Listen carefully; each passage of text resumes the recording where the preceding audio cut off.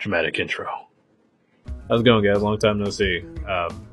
Don't really have a reason for why I've been gone. Honestly, just didn't really have anything to talk about. I sort of stepped away from, not social media. I've been on social media, but I've been very social on it.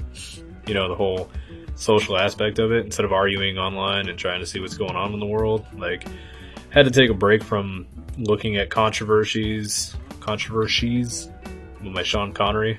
I had to look at controversies. I'm gonna stick to Patrick Warburton. I had to step away for a little bit. I had to recalibrate. You know, it's kind of difficult being a famous actor who's mostly known for his voice, but I've got a handsome face too. That was my Patrick Warburton voice. I don't actually think that I have a handsome face, so don't at me. So yeah, I took a break away from like controversies and stuff, so I didn't really have much to talk about. And honestly, like, whatever I did have to talk about wasn't worth the hassle of trying to set up all of my recording equipment to get it to function properly, because I have a new camera, I have a new computer. You can't see the computer. I wonder if I should I turn it so you can see it? Hold on. Let me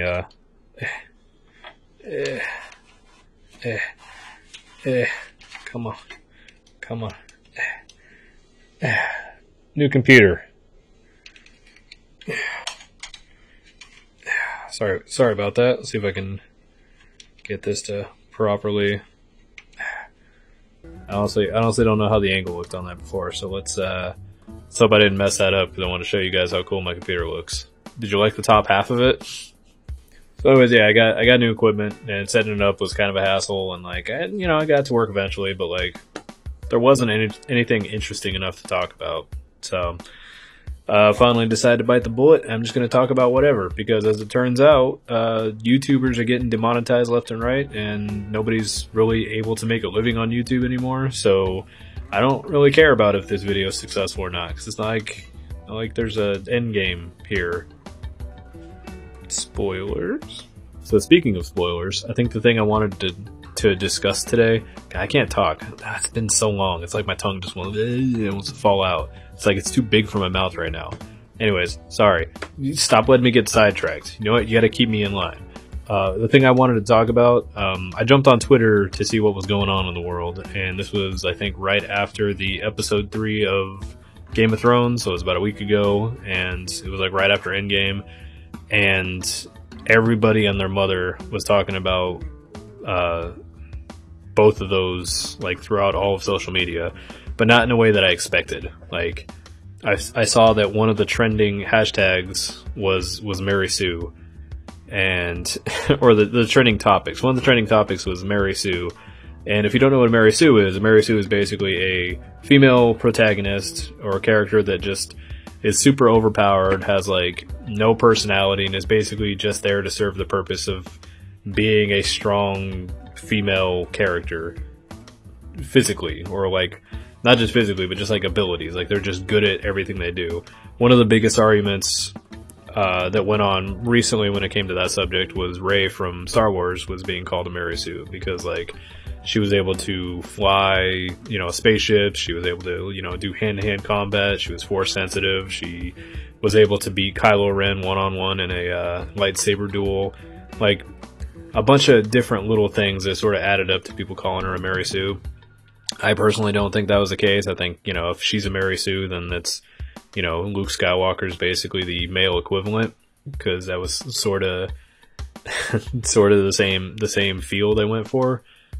But aside from like his upbringing, not even his upbringing, aside from his genetics, like, there really wasn't anything to give him a reason to be that good. So that was the argument from back in the day. But now the new argument, if you haven't seen Game of Thrones, I'm not going to spoil it. I'm not going to spoil the episode or anything, but I will say that Arya was kind of a badass in it.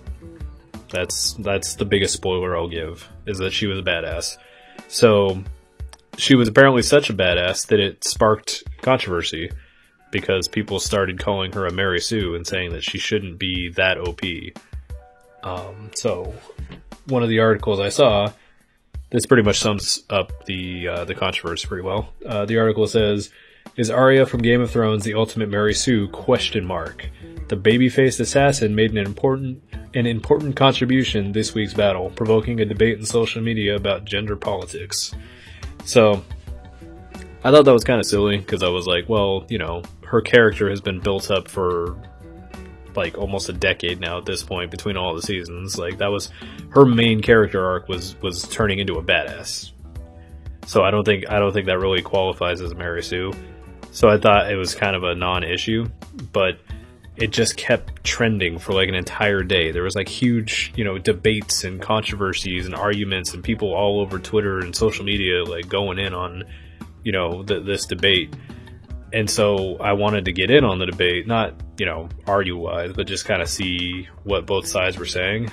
And the longer I scrolled, the more I realized that, like, maybe 2 people had called her a Mary Sue, and everybody else was just all piling on to this person's opinion, just laying into whoever it was that would call, you know, Arya a Mary Sue.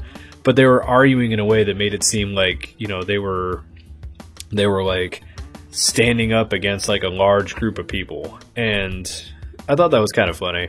Not as funny as this. Check this out. Look at this. Look at that. Because of my wide angle lens. Look at that. Don't I look like Morty from that episode of Rick and Morty where he has the one big arm? Oh gosh. Stop letting me distract myself.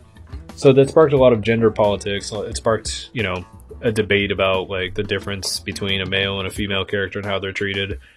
And I thought this whole debate was kind of funny because, you know, I agree that like the Mary Sue term is used more than the Gary Stu, which is like the male equivalent. And the reason I know that that's the case is because I didn't even know what a Gary Stu was until this whole thing came up. I knew what a Mary Sue was because, you know, that's what Ray was called. Whereas, you know, again, Luke was never called a Gary Stu. So, like, I get that it's frustrating. But it just seems like you have a large, very massive group of people that are acting like the words of, like, I don't know, maybe a couple hundred trolls or something, and maybe some idiots with some dumb opinion that they actually wanted to share, have much more influence than they actually do. That makes sense. Like, this whole thing wouldn't have been, if somebody could have said something dumb, like, hey, she's a Mary Sue, and it would have blown over and would have gone away. But instead, it became popularized, and it became like a huge opinion and got exposure because everybody was piling on these persons for the wrong opinion. And if you ever know how people work, we tend to root for the underdog. And that's not to say that the shitty opinion is something that people root for, but there are more likely to be people who rush to their defense and try to give their argument credence just because everybody else is so against it, you know, like just to sort of be the devil's advocate, or, you know, to be the dissenting opinion. People want to be the dissenting opinion. People want to be like, you know, they want to stand out from like what the masses think because they don't want to be considered like sheep or NPCs or, you know, whatever the fuck. Basically, to sum up, it's a non-issue, but it turned into an issue because people had issue. Does that make sense? Mob mentality is an issue not just because you have a bunch of people who pile on and turn something into an issue that isn't an issue. Mob mentality is also bad because people with mob mentality tend to think of others as mobs. They tend to think of them as like entities instead of individual people. Like, everybody has like nuances to their thoughts and arguments and their opinions, and, you know, instead of like understanding those nuances or trying to you know, have a debate and understand individual people, and instead of, you know, understanding that people can believe one thing but not necessarily everything that is associated with that one thing, people just sort of lump everyone together. They put them into like groups, you know, mobs, I guess. I don't know. I feel like when it comes to like the Mary Sue arguments, you hear one person say a certain thing, and then people either retweet it or like it. That gets it exposure. So people who retweet it could simply just be retweeting it because they want to respond to it, or they just think it's funny or something like that. And because of that, like, everybody thinks that like this opinion is part of like a larger opinion, like a hive mind opinion, and that everybody thinks the same thing, and then we got to squash those people who think that thing. And that's not really the case. It could just be like a couple people thought that, and then other people were trolling, and then you got fucking hundreds of thousands of people who are coming to the defense of Arya that she didn't need because nobody thought that.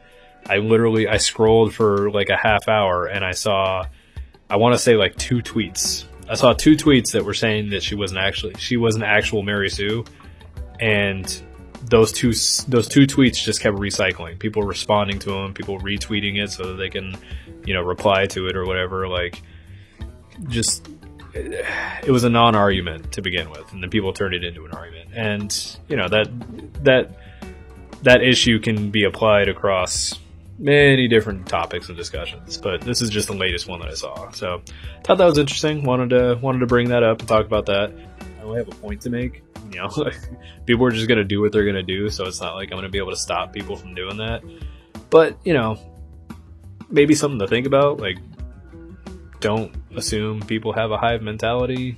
Try to think for yourself. Maybe don't react to something that doesn't, really need to be reacted to. Because, like, I get the idea that you don't want somebody to, share an opinion that is dangerous or problematic and let that spread, but then you're sort of being counterproductive by spreading it. Try to remember that there are always 2 sides to every argument, except for pineapple on pizza. That is a travesty. Anybody who puts pineapple on their pizza doesn't deserve to be called a pizza fan. It is disgusting. It doesn't make any sense. It's not salty versus sweet. Tomato is not salty. Tomato is not salty. It's a bland, like, almost flavorless taste. I mean, you wouldn't put chocolate on a tomato. That's disgusting. Like, don't do it. You put salt on